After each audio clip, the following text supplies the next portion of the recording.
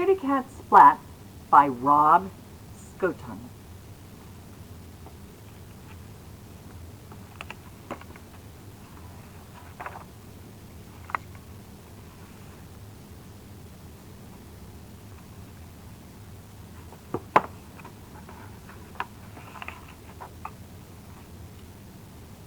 "Mom," yelled Splat, "there's a scary spider on my jack-o'-lantern. He's small and hairy with really funny eyes."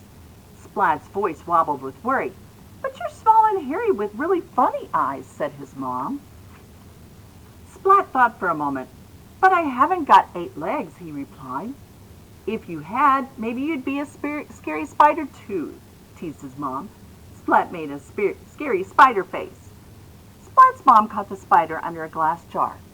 Splat looked closely at the spider. It didn't look so scary now that it was trapped. "Can I take the spider to school for Halloween?" asked Splat. "We'll all make jack-o'-lanterns and everyone is dressing up in costumes. And Mrs. Wimpadoodle is going to tell a ghost story. And there is a prize for the scariest cat, and I want to be the scariest cat. So please, can I take the spider to school? Please," he added without taking a breath. "Okay," said his mom. "Where's your Halloween costume?" asked his mom. Splat pulled a broom from the closet and sat astride it. "Ah, look at me. I'm a scary witch's cat," said Splat, racing around the kitchen. "You certainly are scary," said his mother. Then disaster struck. Splat tripped over his tail, and with a crack, the broom handle snapped in two. The scary witch's cat costume was ruined. "Now I've got nothing to wear," Splat groaned. Even Seymour could not console him.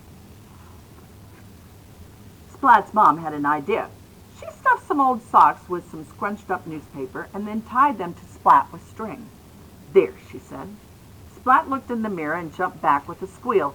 "Ooh, I've scared myself," he said. He looked again, this time smiled. "Look at me," he cried, waving his sock legs. "I'm a big, scary sock spider." Splat placed his jack-o'-lantern and spider on his wagon and set off for school. On the way, he met Spike dressed as a mummy and Plank dressed as a skeleton. "They're pretty scary," said Splat. Seymour nodded and trembled a little bit. "But I'm scarier," said Splat. Splat made his scary spider face and growled. Spike and Plank did not even blink. Instead... "Boo!" cried Splat. "Boo!" cried Plank. Splat yelped and jumped high in the air, and he landed in a heap. "Oh," Splat sighed. "Spike and Plank are both scarier than me." Seymour nodded and trembled a little bit more. "I'll never win the prize for the scariest cat," said Splat. The sock spider, the skeleton, and the mummy continued on their way to school. They're headed to cat school. In class, everyone showed their jack-o'-lanterns.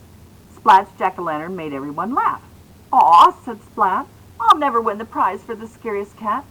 Seymour shook his head. Everyone placed flashlights in their jack-o'-lanterns, and Mrs. Wimpadoodle turned down the lights and whispered in her best ghost story voice. "In the dark, dark wood, there's a dark, dark house. And in the dark, dark house, there's a dark, dark room. And in the dark, dark room, there's a dark, dark box.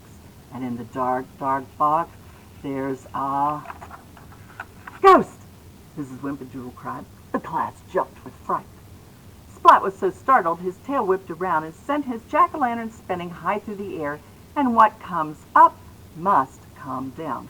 Splat! Unable to see anything, Splat stumbled around the classroom. "Whoa!" Everyone stared at the Pumpkinhead, glared at them as the Pumpkinhead glared at them and made strange woo noises. Mrs. Wimpadoodle turned on the lights and lifted up the wayward jack-o'-lantern. Calm down," hushed Mrs. Wimpadoodle. "Now, class, who should win the prize for being the scariest cat?" "Splat!" they all cheered. "Is the scariest cat." Splat. Scaredy-Cat, Splat.